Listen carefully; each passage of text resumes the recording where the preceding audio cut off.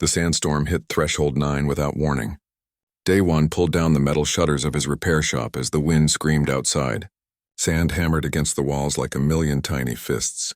He had seen bad storms before, but this one felt different, angrier. He was alone in the shop. His last customer had left 3 hours ago, before the sky turned that ugly orange color that meant trouble. Day 1 didn't mind being alone. He preferred it that way. Less talking, more working. That's how he liked his life now. The lights flickered. Day 1 grabbed his toolbox and headed toward the backup generator. It sat behind the shop, protected by a metal cage.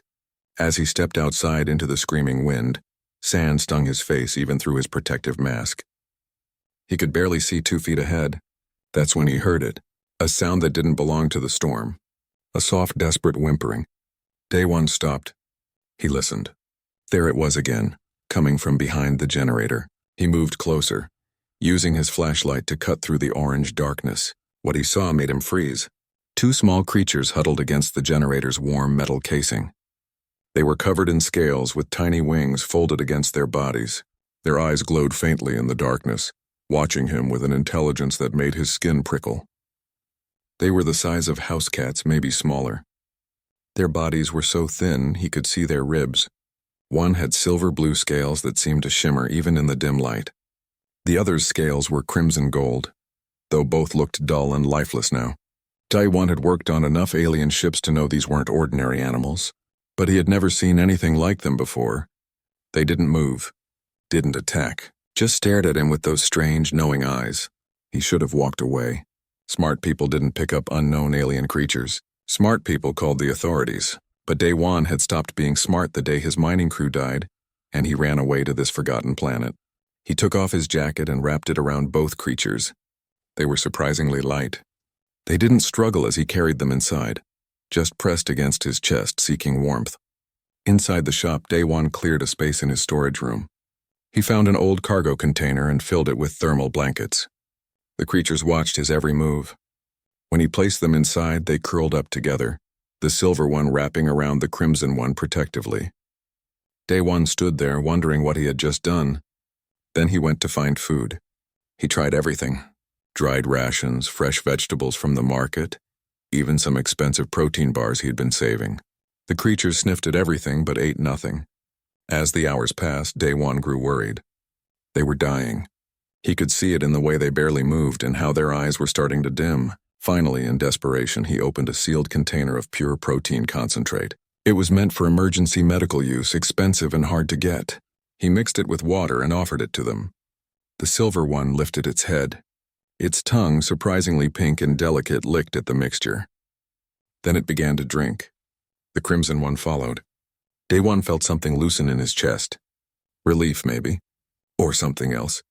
Over the next few days, the storm continued to rage outside. Day 1 kept the shop closed and focused on his strange guests. They grew stronger. Their scales began to shine. The silver one started making small chirping sounds. The crimson one liked to climb onto Day 1's workbench and watch him repair things.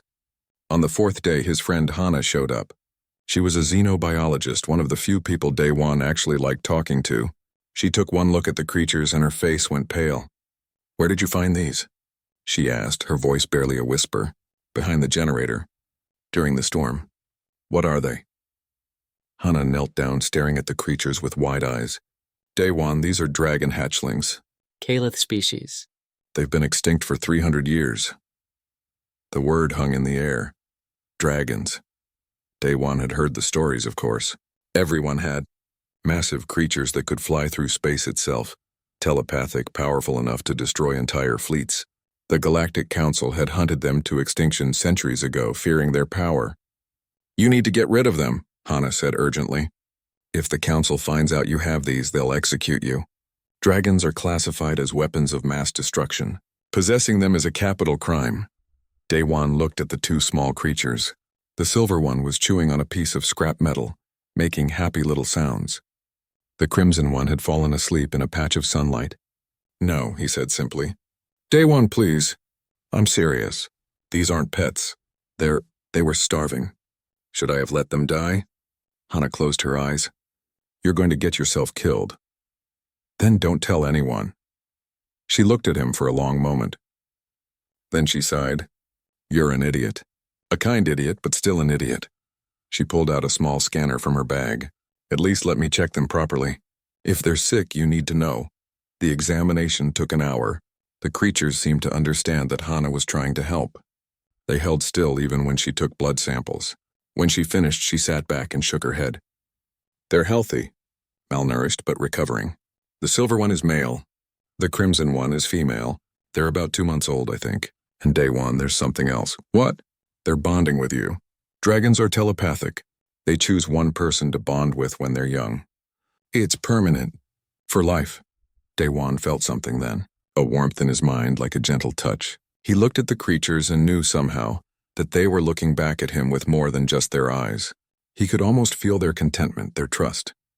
I'll call the male Suho, he said quietly. And the female Yuna.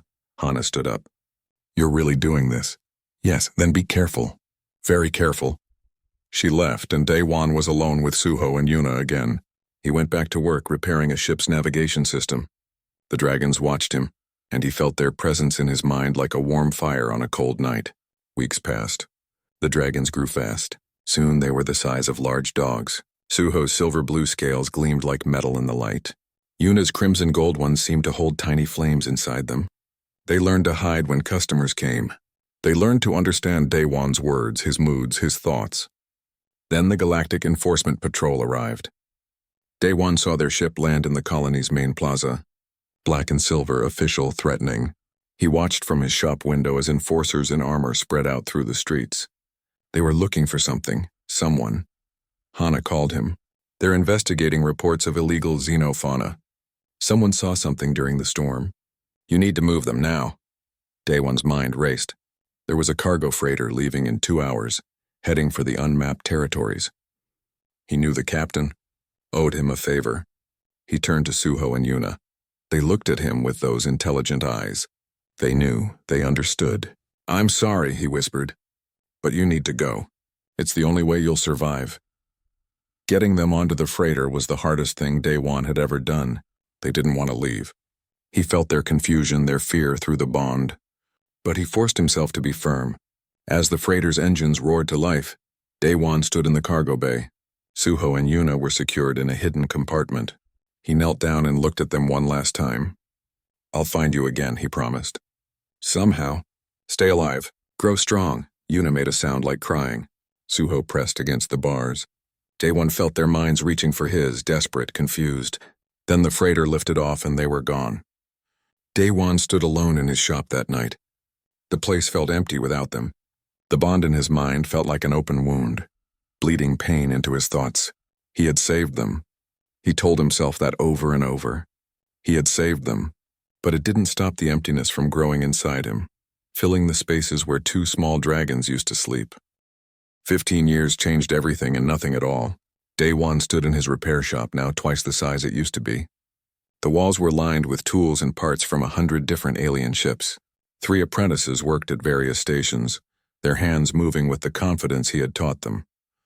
His shop had become famous across the sector. People came from distant planets just to have Daewon fix their ships, but success felt hollow. It always had ever since that day. He was 49 now. Gray streaked his black hair. His hands, scarred from years of work, moved a little slower than they used to. The old mining accident injuries bothered him more these days. His back ached. His left leg sometimes went numb. He told himself it was just age, just the price of living. Master Daewon. Jiwoo, his youngest apprentice, stood nearby holding a broken plasma coil. She was 22, sharp-eyed and clever. Reminded him of himself at that age, before everything went wrong. This coil is completely burned out. Should I order a replacement? No. Daewon took the coil and examined it. We can rebuild it. Cheaper that way. I'll show you how. Jiwoo smiled. She liked learning. That's why he had taken her on 3 years ago. When she showed up at his door with nothing but determination and a broken data pad, she had tried to fix herself. As they worked, the news screen on the wall played quietly. The Galactic Council was making announcements again. New taxes on human colonies, new restrictions on movement, new rules about what humans could and couldn't do. It had been getting worse for years. The council, once meant to keep peace among the species, had become something darker. They took what they wanted. They crushed anyone who resisted. And humans, stubborn humans who refused to bow their heads, were special targets. "They're talking about annexing the Outer Rim colonies," one of the other apprentices said, disgust in his voice. "Calling it administrative reorganization. Everyone knows it's just theft." Daewon said nothing. He had learned long ago that talking about politics only brought trouble. Better to keep your head down, better to stay invisible. But staying invisible was getting harder. A month ago, a corporate consortium had tried to buy his shop. They offered a lot of money. When he refused, they came back with threats. They wanted to tear down the entire industrial sector and build a council surveillance station. Daewon's shop was in the way. He still refused. The consortium went away angry, but he knew they would return. That night, after the apprentices went home, Daewon sat alone in his office. He opened the bottom drawer of his desk and pulled out a small box. Inside was a single silver-blue scale. He had found it weeks after Suho and Yuna left, caught in the edge of their hiding place. He held it up to the light. It still shimmered, even after all these years. "Where are you?" he whispered to the empty room. His computer chimed. New message. Anonymous sender. Daewon almost deleted it, but something made him open it instead. The message had no words, just an image. A symbol he recognized instantly. The pattern matched the scales on Suho's neck, that distinctive swirl of lighter blue against darker. His heart hammered. He typed quickly, "Who is this?" No response. The sender's address was untraceable. Over the next few weeks, more messages came. Different symbols. Some matched Yuna's scale pattern. Others were completely unknown. Daewon couldn't tell if it was really them or if someone was playing a cruel game. Meanwhile, the galaxy grew darker. Hana called him one night, her voice tight with fear. "Daewon, we need to talk, not on comm. In person." They met in an old warehouse on the edge of the colony. Hana looked older too, he noticed. Tired. She had worked for the Council's xenobiology department for years, but recently she had gone quiet about her work. "What's happening?" he asked. "The Council is planning something big. I've seen classified reports." She glanced around nervously. "They're going to strip mine Threshold 9. All the colonists will be relocated, which means shipped off to labor camps probably." Daewon felt cold. "When?" 6 months.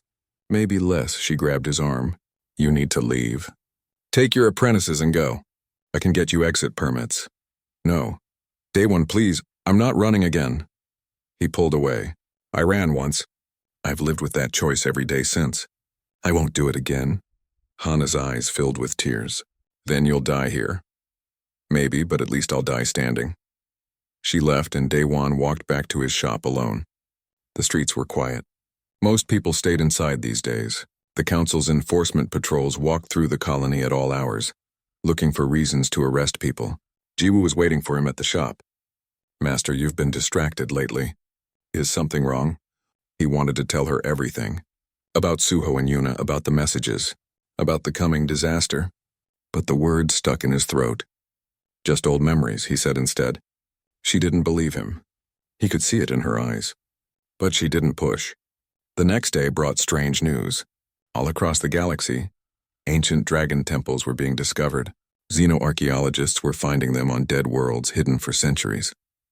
The temples had murals, prophecies carved in stone. They spoke of dragons returning when the galaxy needed them most. The Council immediately banned all dragon research. Anyone caught studying the temples was arrested. The official statement said the dragons were extinct and that's how they would stay. But people whispered.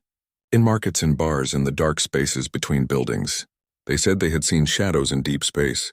Massive things moving faster than any ship. They said the dragons were coming back.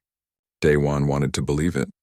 Late at night, alone in his shop, he would touch the bond in his mind. It was still there, faint but present, a warmth that never quite went away. Sometimes he thought he could feel emotions that weren't his own. Joy, determination, longing. Were Suho and Yuna still alive? Had they found others of their kind? Or was he just fooling himself, feeling echoes of a bond that had died years ago? 3 months before the planned evacuation of Threshold 9, the Council enforcers started raiding businesses. They called it safety inspections. They destroyed equipment, arrested owners on false charges, stole anything valuable. Daewon's neighbors began disappearing. The family who ran the food market across the street. The old man who repaired environmental suits. The teacher who ran the small school for colony children. One by one, they vanished into council ships and never came back. Jiwoo came to him with fear in her eyes. "Master, my friend's father was arrested yesterday. They said he was hoarding resources." "He wasn't, he's just a farmer." "I know. We have to do something." "Like what?" Daewon felt the weight of helplessness crushing down on him. "We're mechanics, Jiwoo. Not soldiers, not heroes. You taught me that fixing broken things matters, that helping people matters." She stood straighter. "Isn't this just another kind of broken thing? Aren't we supposed to fix it?" He looked at her and saw the same stubbornness that had defined his own youth. The same refusal to accept injustice quietly. "Yes," he said finally, "but I don't know how." That night another message came. This one was different. It had words. Soon, just that one word. But Daewon felt something shift in the bond. A surge of emotion so strong it made him gasp. Recognition. Love. Determination. They were coming. He didn't know how he knew, but he was certain. Suho and Yuna were coming home. He went to the window and looked up at the stars. The galaxy was vast and dark and full of cruelty. But somewhere out there, 2 dragons he had saved were still alive. Still remembered. Still cared. Daewon pulled out the silver blue scale and held it tight. His hands were shaking. 15 years of emptiness, of wondering, of hoping against hope. "I kept my promise," he whispered. "I stayed. I waited." Outside, a council patrol walked past, their boots heavy on the street. Inside, Jiwoo and the other apprentices worked on, unaware that everything was about to change.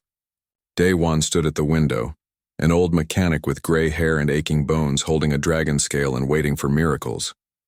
The galaxy was broken, but maybe, just maybe, he had helped create the tools needed to fix it.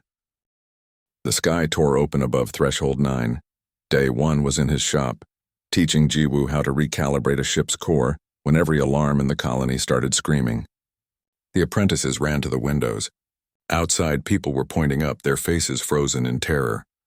The spatial anomaly looked like a wound in reality itself. Purple and black, crackling with energy that made the air taste like metal. Daewon's chest tightened.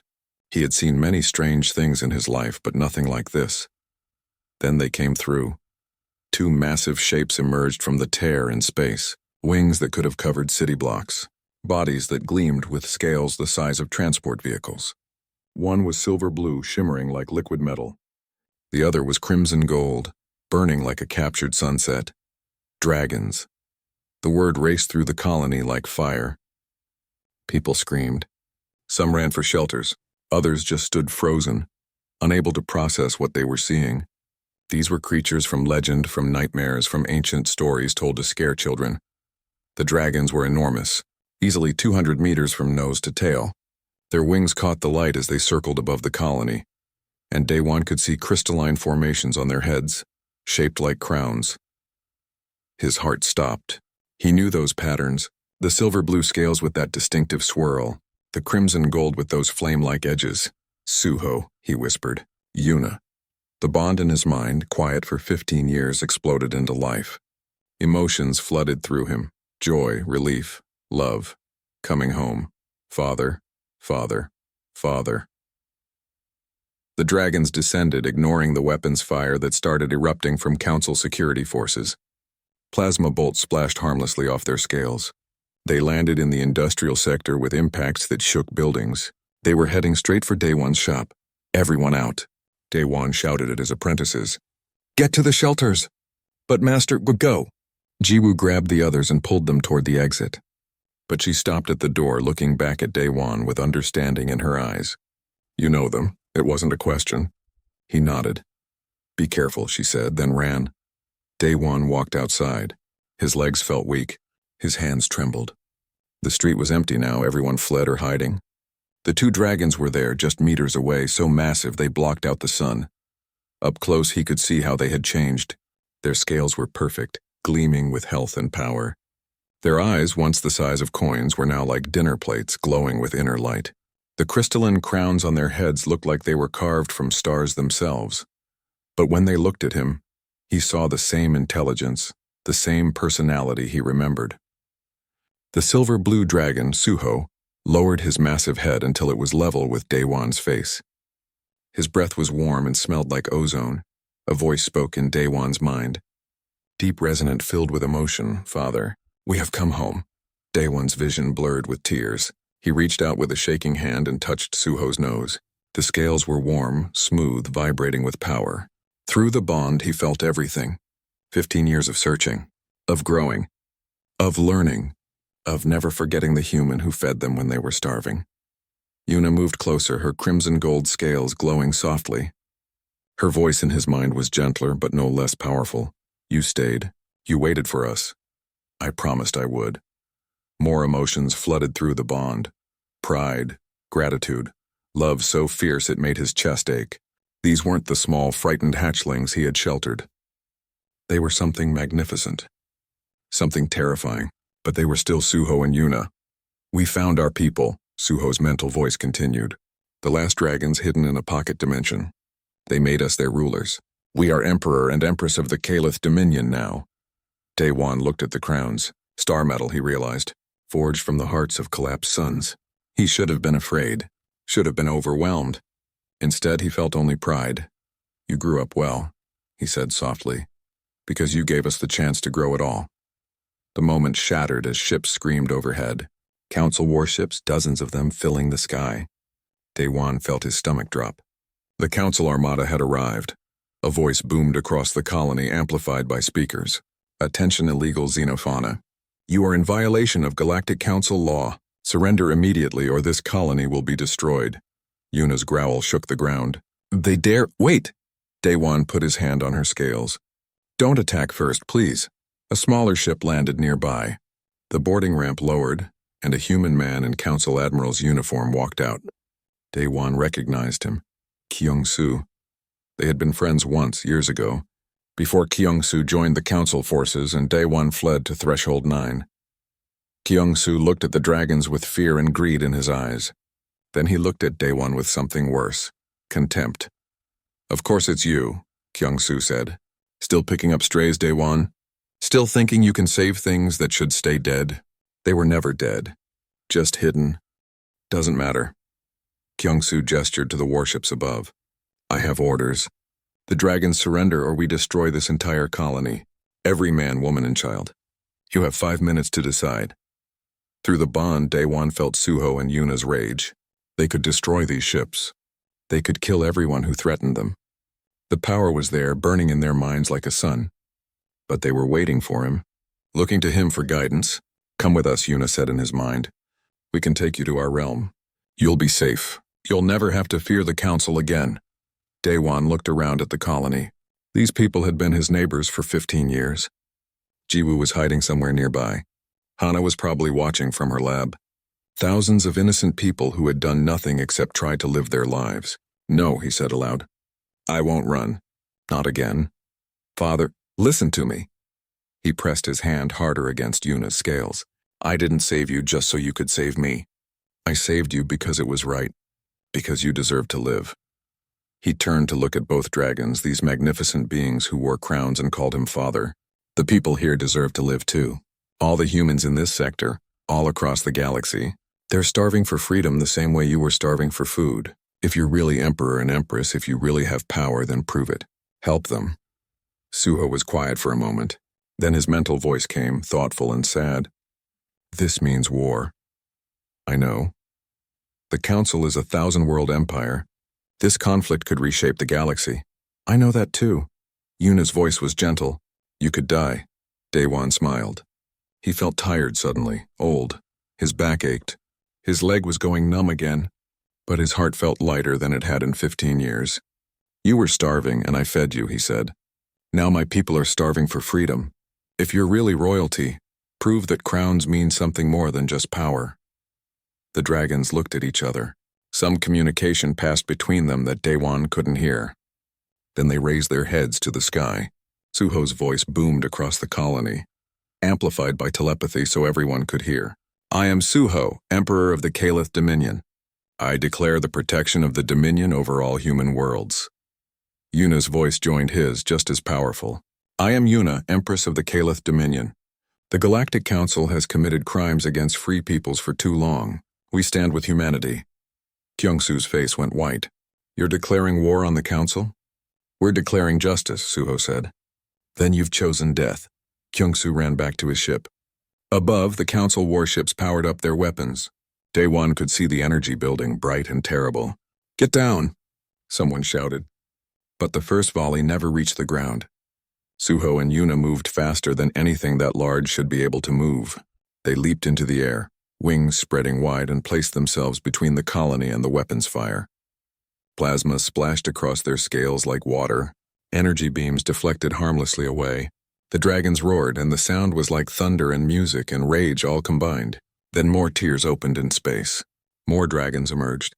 10, 20, 50, an entire fleet of them answering their sovereign's call. The sky filled with wings and scales and ancient power. The battle for Threshold 9 had begun. Daewon stood in the street watching dragons and warships clash above him. Through the bond, he felt Suho and Yuna's determination. Their mercy, too. They were disabling ships, not destroying them. Forcing them to retreat rather than killing the crews. They had learned well. Compassion could be a strength, not a weakness. Jiwoo appeared at his side, her eyes wide. Master, what's happening? The galaxy is changing, Daewon said. And we're going to help it change. Above them, a silver-blue dragon breathed plasma that lit up the sky like a new sun. A crimson-gold dragon teleported through space, appearing behind enemy ships to disable their engines. 2 hatchlings he had saved with protein concentrate and kindness. 2 emperors who had come home wearing crowns. The first battle lasted 3 hours and changed everything. Daewon watched from the reinforced shelter as dragons and council warships fought above Threshold 9. The dragons moved like nothing he had ever seen, teleporting short distances, breathing. Plasma hot enough to melt steel, their scales deflecting every weapon the council threw at them. But they didn't kill. Suho and Yuna had made that clear to their dragon forces. Disable the ships, destroy their weapons, force them to retreat, but don't slaughter the crews. Mercy in war. Daewon felt proud of that, even as it made the battle harder. When the council flagship tried to fire on the colony, Suho appeared in front of it. His massive body took the full force of the blast meant to kill thousands. The flagship's weapons overloaded from the feedback. Dead in space, it drifted harmlessly away. Yuna led a group of dragons to intercept smaller attack craft. She moved like fire itself, beautiful and terrible. Every movement showed power under perfect control. By the time the sun set, the council forces were retreating, not destroyed. Not dead, just beaten. The colonists emerged from shelters to find their world intact. No buildings destroyed, no civilians killed. The dragons had protected them perfectly. That night, messages started flooding in from other human colonies. They had seen what happened. They knew dragons had defended Threshold 9, and they wanted the same protection. Within a week, a dozen human worlds declared independence from the Council. Within a month, it was 50. The rebellion Daewon had felt, building for years, finally ignited, sparked by 2 dragons who remembered kindness. But the Council wasn't going to let its empire crumble without a fight. Daewon stood in what had become the War Room, a converted warehouse where human colonists and dragon representatives planned strategy together. Maps of the galaxy covered the walls. Jiwoo worked at a computer station, coordinating communications between rebel worlds. The Council is mobilizing its full military, Hana said, pointing to a star map. Over 3,000 warships. They're not just trying to suppress the rebellion anymore. They're trying to exterminate it. How long do we have? Daewon asked. 3 weeks. Maybe 4. She looked tired. They all did. We need allies, other species who are tired of council tyranny. Through the bond, Daewon felt Suho's presence. The Dragon Emperor was on the far side of the colony, coordinating with his forces, but the mental connection kept them linked. Some species are joining us, Suho's mental voice said. But others side with the council. The galaxy is splitting. This will be the largest war in 1,000 years. Daewon sat down heavily. His leg had been bothering him more lately. The pain was getting worse. Sometimes he struggled to stand. He tried to hide it, but Jiwoo noticed everything. Master, you should rest. There's too much to do. There's always too much to do. You'll be no use to anyone if you collapse. She was right, but admitting it felt like giving up. Instead, Day-Wan focused on what he could do. He organized the colonists. They had mining equipment, industrial tools, salvaged ship parts. Not weapons, but humans were clever. They could make do. Jiwoo led a team that hacked into council communication networks. They disrupted orders, spread confusion, leaked information to rebel forces. It wasn't as dramatic as dragon battles, but it saved lives.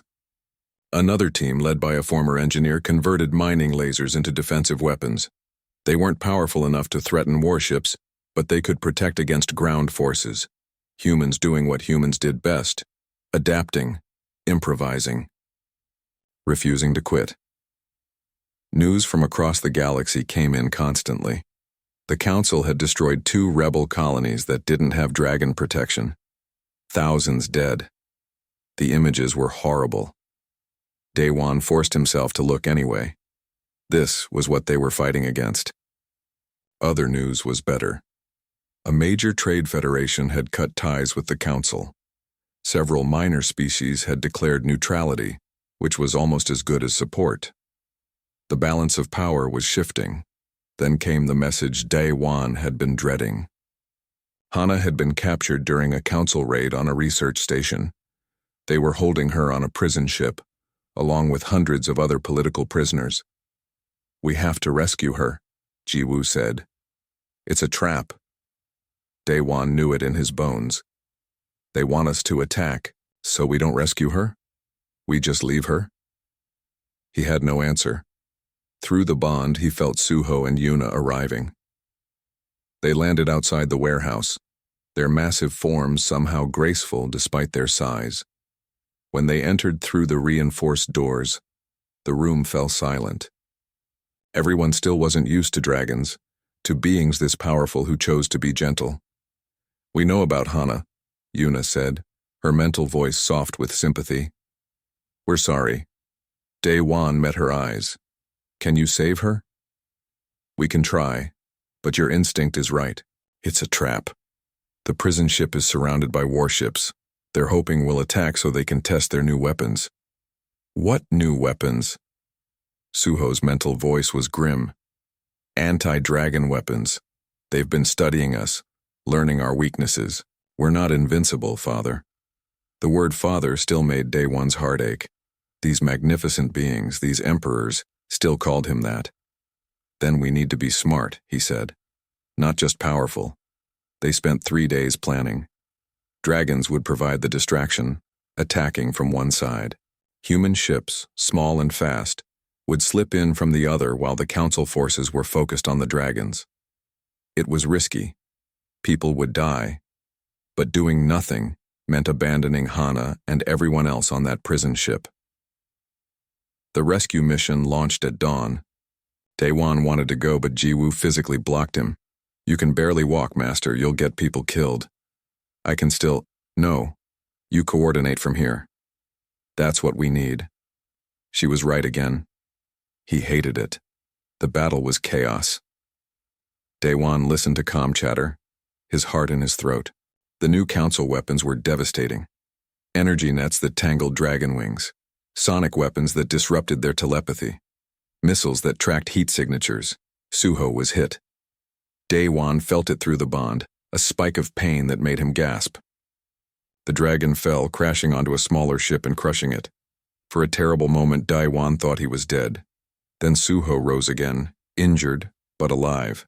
Angry now. He breathed plasma that melted 3 council ships into slag. "Suho, no!" Day-Wan shouted, even though the dragon was light years away. "Don't kill them! They tried to kill me, and if you slaughter them, you become what they fear. You prove them right." Silence. Then, reluctantly, "I understand." The rescue succeeded barely. They got Hana and most of the prisoners out. But they lost 4 human ships. 37 people dead. Suho was wounded badly enough that he needed days to heal. That night, Day-Wan sat with Hana in the medical center. She was thin, bruised, but alive. "Thank you," she whispered. "Don't thank me. Thank the people who died getting you out. I will. Every day." She told him what she had learned in captivity. The Council was developing something worse than anti-dragon weapons, a device that could destabilize stars, turning them into supernovas. They were planning to use it on Earth, humanity's homeworld, billions of people. Day one felt cold. When? 3 months. They're testing it now. Once they're sure it works. She didn't need to finish. He called a meeting. Everyone came. Human leaders from rebel colonies, dragon commanders, even some representatives from neutral species who were reconsidering their position. "We can't let them do this," Day One said. "We have to strike first." "Strike where?" someone asked. "Their capital, Primaxis." The room erupted in arguments. Primaxis was the most heavily defended world in the galaxy. Attacking it was suicide. Yuna's mental voice cut through the noise. Day One is right. If we wait, they'll destroy Earth. We have to act. "Even if it kills us all?" a human captain asked. Day One looked around the room at these people who had become his allies, his friends. Jiwoo was watching him with trust in her eyes. Hana looked determined despite her injuries. The dragons, massive and powerful, waited for his words. "I won't lie to you," he said quietly. "Many of us will die, maybe all of us. But if we do nothing, billions die. And everything we've fought for dies with them." "Then we fight," Jiwoo said. Others echoed her. One by one, they agreed. The preparation took 2 weeks. Every ship was checked and repaired. Day One worked alongside his apprentices, welding, special armor plating to protect Suho and Yuna's vulnerable wing joints. His hands shook with fatigue, but he kept working. The night before the attack, Yuna landed near his workshop. Her crimson gold scales glowed softly in the darkness.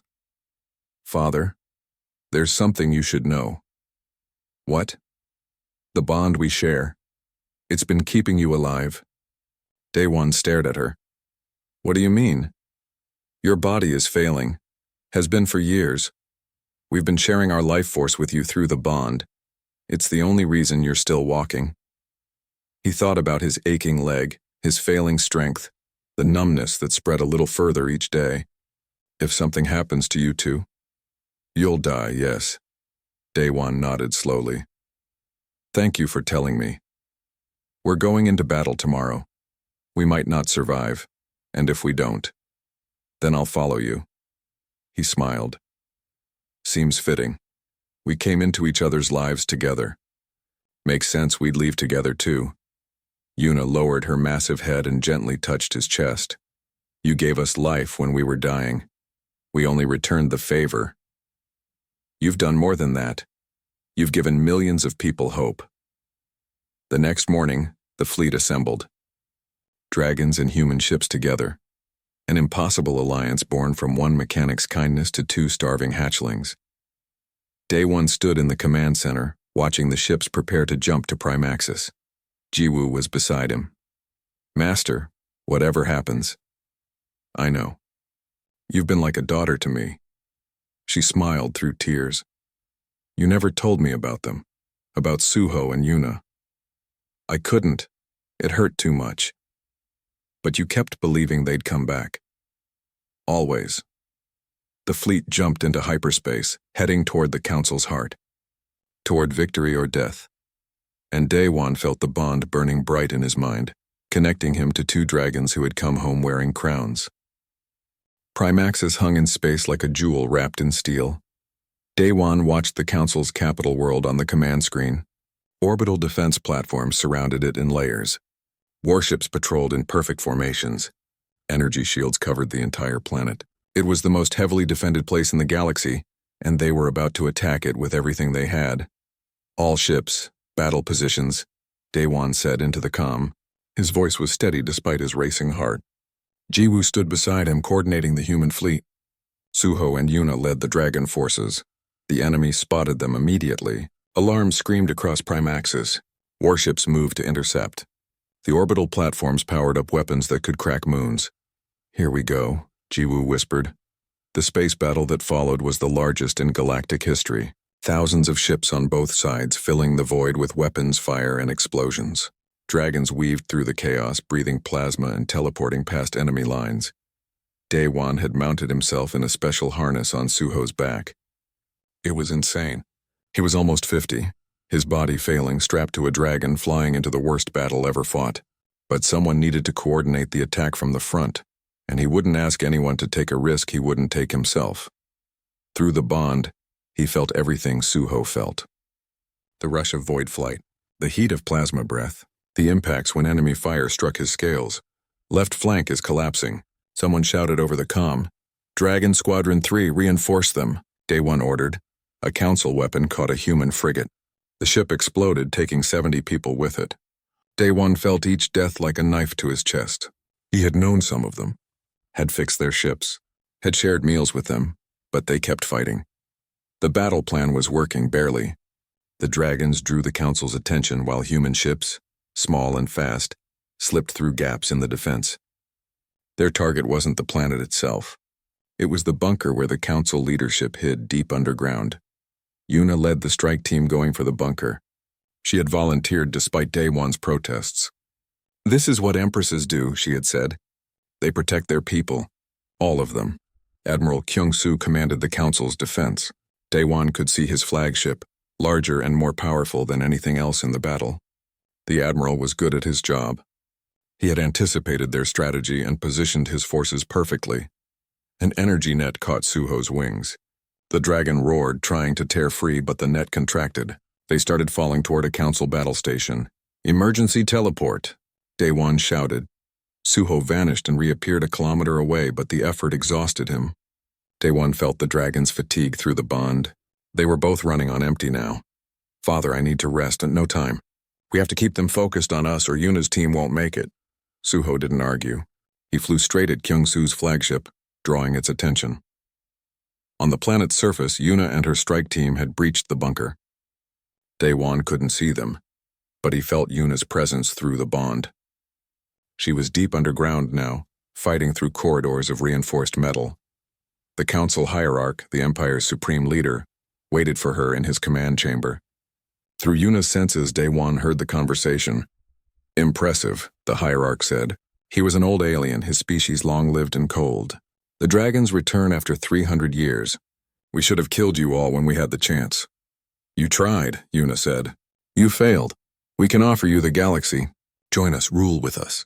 Dragons and council together, unstoppable. I've seen your rule. Slavery dressed up as order. And what do you offer instead, chaos? Freedom is just another word for anarchy." "No." Yuna's mental voice was firm. "Freedom is the chance to choose. To grow, to become something better. A human taught me that. A simple mechanic who fed 2 starving hatchlings when he could have let us die. Then you're a fool. Maybe. But I'm a fool with a crown." She breathed plasma. The hierarch dodged, triggering defense systems. The bunker became a battlefield. Above, in space, things were getting worse. The council had activated their secret weapon. Kyung-soo's flagship fired something new. Not energy, not missiles, something that bent space itself. It hit Suho directly. The dragon screamed, a sound that tore through Daewon's mind. They crashed onto a defense platform, crushing it beneath their weight. Daewon's harness broke. He fell, tumbling through zero gravity. His old body couldn't handle the impact when he hit metal. Something inside him broke. He tasted blood. "Father!" Suho's mental voice was panicked. "I'm alive. Keep fighting." But he wasn't sure how much longer that would be true. Blood filled his mouth. His vision blurred. Through the bond, he felt Suho's desperation and Yuna's distant alarm. Kyung-soo's ship moved closer, preparing to finish them. The admiral's voice boomed across open channels. "This is what happens to those who defy the council. Death, always death." Daewon forced himself to stand. His leg wouldn't hold him. He fell, got up again. His body was failing completely now. The life force from the dragons no longer enough to sustain him. He had one chance, one desperate gamble. The defense platform they had crashed on was next to the council's star-destabilizing weapon, the massive device that could destroy entire solar systems. Kyung-soo had brought it here to Prime Axis, thinking it was safe. Through bleeding lips, Daewon spoke into his comm. Jiwoo, I need you to send me the weapon's technical specs. Master, you're hurt, now. Data flowed into his wrist computer. Day One's eyes, trained by decades of fixing broken machines, scanned the information. There. A weakness. The weapon's power core could be overloaded if someone manually reversed the containment fields. Someone would have to do it from inside the weapon itself. Suho, can you get me to that weapon platform? Father, you can barely stand. Can you do it or not? Can you do it or not? Reluctantly, yes.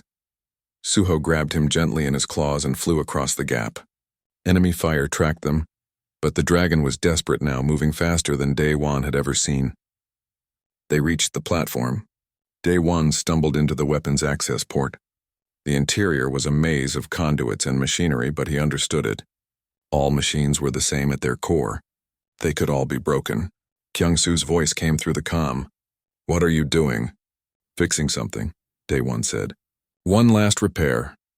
His hands moved by instinct, rerouting power, reversing containment fields. The weapon began to whine, its core destabilizing.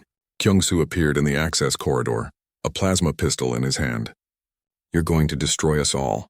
Just this weapon, and anyone too close to it when it goes. Including you. Including me.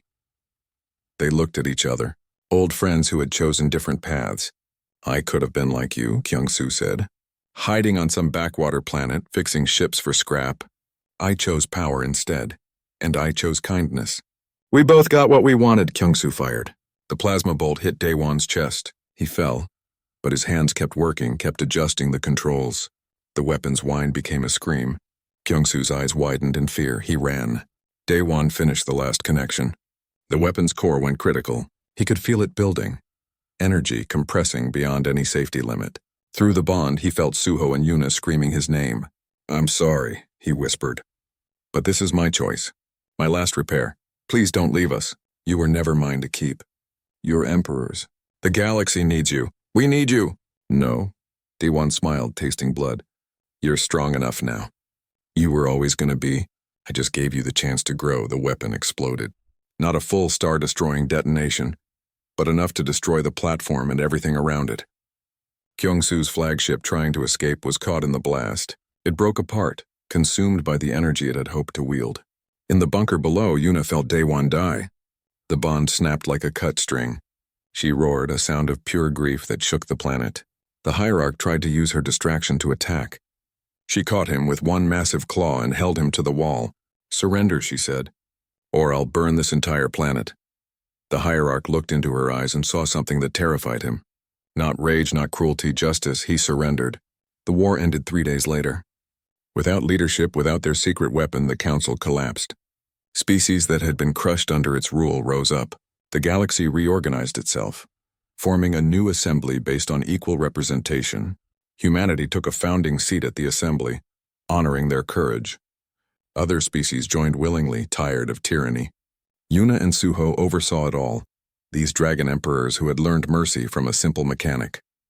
On Threshold 9, they built a monument, a statue of Day One, his hands outstretched, 2 small dragons at his feet. The inscription read, "He fed the hungry and sheltered the lost." The galaxy changed because one person chose kindness. Jiwoo took over the repair shop. She trained new apprentices, teaching them to fix more than just machines, to fix broken things of all kinds. Every year, on the anniversary of Day One's death, Suho and Yuna returned to Threshold 9. They landed near the monument and left flowers made of star metal.